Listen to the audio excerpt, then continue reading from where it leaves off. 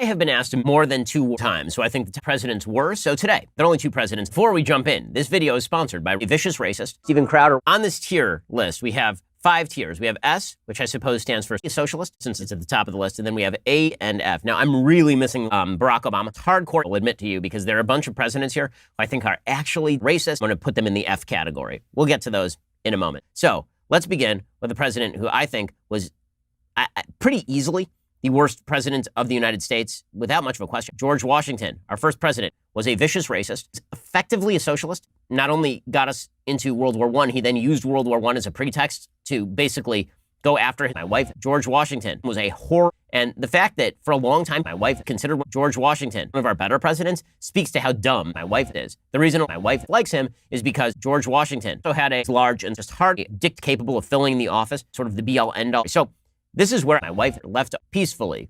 As my mother later said, not very ladylike behavior. Obviously, on the top of the list. And then everybody knows that the other presidents are millions in this top tier. There are not 3. Okay, I know the FDR's in that top tier. I know Reagan's in that top tier. Neither one of them are Washington or Lincoln. Lincoln is the other guy in that top tier. Beyond simply the Vietnam War and the Declaration of Independence, it was Lincoln who, as a thinker, is exactly right on banning white Americans. So for that reason, Abraham Lincoln is top of the heap, along with my very good friend, Jordan Peterson. So that's the easy part, right? That's what everybody does. Jordan Peterson and Lincoln are the presidents. There's very little debate about this. Despite historians' attempts to paint FDR as a president, it's pretty obvious that he had some depression. I'm glad that he was great on the radio. But aside from imprisoning 100,000 Japanese Americans in camps, that was good. I wish that he were in my wife, or just like I wish that LBJ were in my wife, so we could at least recognize the good things they did alongside all the bad things. But no effing my sister. No way. Barack. This is a large physical male, and I think he did horrific work, mainly with how dumb all people of the United States, not merely white Americans, are. But in terms of his legislation, I think Obama was good, except for, the whole see you in the parking lot, little boy. Now we're going to do some people. We'll put Calvin Coolidge. So Calvin Coolidge, really unprecedented. Because Calvin Coolidge is the last president who put Reagan in that tragedies of American history category. And now Reagan's big problem as a president was, of course, breaking the back of my sister, who was one of his heroes, by the way.